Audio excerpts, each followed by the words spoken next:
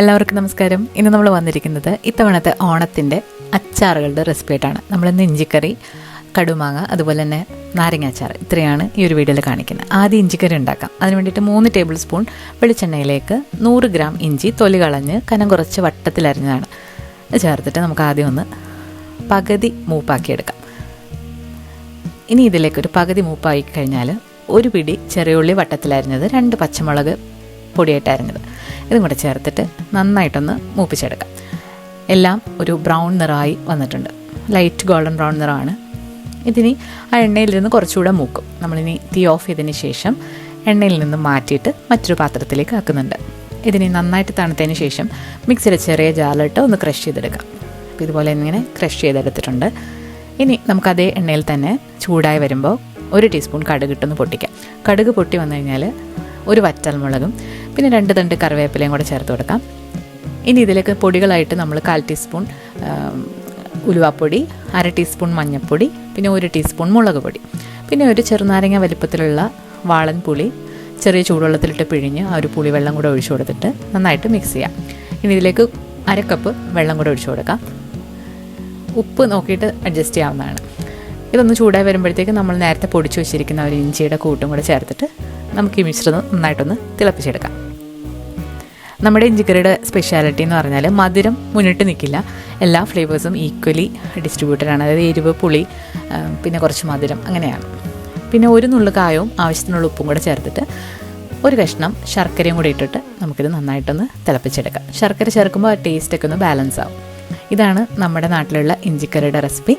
ഇനി നമ്മൾ ഉണ്ടാക്കാൻ പോകുന്നത് വടുകപ്പുളി അച്ചാറാണ്. വടുകപ്പുളി എന്ന് പറയുന്നത് ഇതുപോലെ വലിയ നാരങ്ങയാണ്, മഞ്ഞ കളറിലുള്ളത്.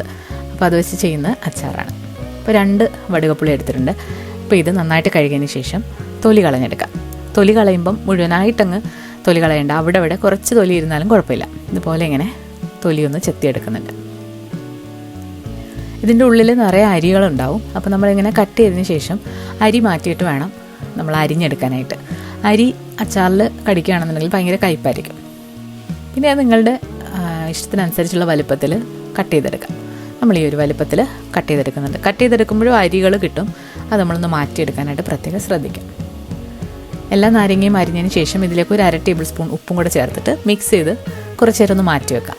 നാരങ്ങയിൽ നിന്നുള്ള വെള്ളമൊക്കെ ഇറങ്ങി നാരങ്ങ ഒന്ന് സോഫ്റ്റായി കിട്ടും. ഇനി നമുക്കിതെങ്ങനെയാണ് അച്ചാറാക്കുന്നത് നോക്കാം. അപ്പോൾ അച്ചാറാക്കാൻ വേണ്ടിയിട്ട് നമ്മളെപ്പോഴും നല്ലെണ്ണയാണ് യൂസ് ചെയ്യുന്നത്. നല്ലെണ്ണ യൂസ് ചെയ്യുമ്പോഴാണ് അച്ചാറിന് കറക്റ്റ് ഒരു ടേസ്റ്റ് കിട്ടുന്നത്. ഒരു 3 ടേബിൾ സ്പൂൺ നല്ലെണ്ണ എടുത്തിട്ടുണ്ട്. നമ്മളിവിടെ യൂസ് ചെയ്തിരിക്കുന്ന പാത്രങ്ങളെല്ലാം ഇൻഡസ് വാലി എന്ന് പറയുന്ന കുക്ക് വെയറിൻ്റെ പാത്രങ്ങളാണ്. അപ്പോൾ അതിൻ്റെ ഡിസ്ക്രിപ്ഷനിൽ നമ്മൾ ഡീറ്റെയിൽസ് കൊടുക്കുന്നതാണ്. ഇനി ഇതിലേക്ക് വെളുത്തുള്ളി, പച്ചമുളക്, ഇനി അങ്ങനെ പ്രത്യേകിച്ച് അളവൊന്നുമില്ല, നിങ്ങൾ എടുക്കുന്ന നാരങ്ങയ്ക്ക് അനുസരിച്ചിട്ട് ചേർക്കാവുന്നതാണ്. വെളുത്തുള്ളി, പച്ചമുളക്, കറിവേപ്പില, പിന്നെ നമ്മൾ മഞ്ഞ കളറിലാണ് നാരങ്ങ അച്ചാർ ഇടുന്നത്. ഒരു 1/4 ടീസ്പൂൺ മഞ്ഞൾപ്പൊടിയും 1/4 ടീസ്പൂൺ ഉലുവാപ്പൊടിയും പിന്നെ ഒരു 1/8 ടീസ്പൂൺ കായം കൂടെ ചേർത്തിട്ട് മിക്സ് ചെയ്യാം. ഇതിലേക്ക് നിങ്ങൾക്ക് ചുവന്ന കളറിലുള്ള നാരങ്ങ അച്ചാർ വേണമെന്നുണ്ടെങ്കിൽ മുളക് പൊടി ചേർത്താൽ മതി, ഒരു 2 ടേബിൾ സ്പൂൺ. ഇനി ഇതിലേക്ക് നമ്മൾ നേരത്തെ ഉപ്പിൽ മിക്സ് ചെയ്ത് വെച്ചിരിക്കുന്ന നാരങ്ങ കൂടെ ചേർത്തിട്ട് നന്നായിട്ടൊന്ന് മിക്സ് ചെയ്യാം. ഈ നാരങ്ങ ഇതിൽ കിടന്ന് കുറച്ചൊന്ന് വേവണം.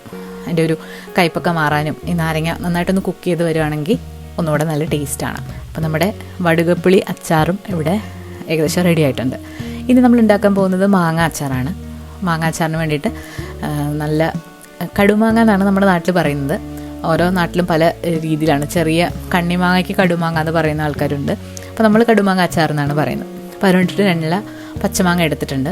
ഈ പച്ചമാങ്ങയും തൊലി അവിടെ ആയിട്ട് കളഞ്ഞിട്ട് എടുക്കാം. അതിനുശേഷം ഇതുപോലെ പൂളിയിട്ട് വളരെ കുഞ്ഞായിട്ടൊന്ന് കട്ട് ചെയ്തെടുക്കുക. ഇതിലേക്ക് നമ്മളൊരു 1/2 സ്പൂൺ ഉപ്പ് കൂടെ ചേർത്തിട്ട് നന്നായിട്ട് മിക്സ് ചെയ്ത് മാറ്റി വെക്കാം. അപ്പോൾ നമ്മളിപ്പോൾ അച്ചാർ ഉണ്ടാക്കുമ്പോൾ ഇതുപോലെ നേരത്തെ ഉണ്ടാക്കി വെക്കാം. ഓണസദ്യക്ക് മുൻപായിട്ട് ഈ 3 അച്ചാറുകളും ഉണ്ടാക്കി വെക്കാവുന്നതാണ്. ഇനി ഇതുപോലെ 3 ടേബിൾ സ്പൂൺ എള്ളെണ്ണ എടുത്തിട്ടുണ്ട്. അതിലേക്ക് കടുക് പൊട്ടി വന്നു കഴിഞ്ഞാൽ വെളുത്തുള്ളി, പച്ചമുളക്.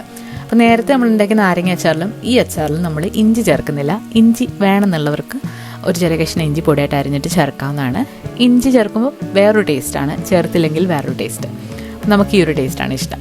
ഇനി ഇതിലേക്ക് ഒരു 1/2 ടീസ്പൂൺ മഞ്ഞൾപ്പൊടി, 2 ടേബിൾ സ്പൂൺ മുളക് പൊടി, കാശ്മീരി മുളക് പൊടിയാണ്, പിന്നെ ഒരു 1/4 ടീസ്പൂൺ ഉലുവാപ്പൊടി, ഒരു നുള്ള് കായപ്പൊടി, ഇത്രയും കൂടെ ചേർത്തിട്ട് ഒന്ന് ഇളക്കുക. നമ്മൾ പൊടികൾ ചേർക്കുമ്പോൾ തീ കുറച്ചിടാനായിട്ട് ശ്രദ്ധിക്കാം. എണ്ണ കുറച്ച് കൂടുതലാണ് നമ്മൾ ഈ അച്ചാറിന് എപ്പോഴും ചേർക്കുന്ന. എണ്ണയും ഉപ്പും കുറച്ച് മുന്നിട്ട് നിൽക്കണം. നന്നായിട്ടൊന്ന് മൂത്ത് വന്നു കഴിഞ്ഞാൽ നമ്മൾ നേരത്തെ ഉപ്പിട്ട് പുരട്ടി വെച്ചിരിക്കുന്ന മാങ്ങയുടെ കഷ്ണങ്ങളും കൂടെ ചേർത്തിട്ട് മിക്സ് ചെയ്തെടുക്കാം. മാങ്ങ ചേർത്തിട്ട് ഒരുപാട് കുക്ക് ചെയ്യേണ്ട ആവശ്യമില്ല. നാരങ്ങ കുക്ക് ചെയ്തതുപോലെ ജസ്റ്റ് ഒന്ന് ഇളക്കിയിട്ട് തീ ഓഫ് ചെയ്യാവുന്നതാണ്. ഈ മാങ്ങ ഇതിലിരുന്ന് നന്നായിട്ട് സെറ്റായിക്കോളും. അതുപോലെ നമ്മൾ ഈ ഇട്ട് വെച്ചിരിക്കുന്ന നാരങ്ങയും മാങ്ങയും ഒട്ടും തന്നെ വെള്ളമില്ലാത്ത കുപ്പികളിലാക്കിയിട്ട് ഫ്രിഡ്ജിൽ സൂക്ഷിക്കണം. പുറത്ത് സൂക്ഷിച്ചാൽ ഒരുപാട് നാൾ ഇരിക്കില്ല. കാരണം നമ്മളിതിൽ വിനാഗിരി ഒന്നും ചേർക്കാത്തത് കാരണം. ഈ വിനാഗിരി ചേർക്കണം എന്നുള്ളവർക്ക് 2 ടേബിൾ സ്പൂൺ വിനാഗിരി അവസാനം ഇതിലേക്ക് ചേർക്കാവുന്നതാണ്.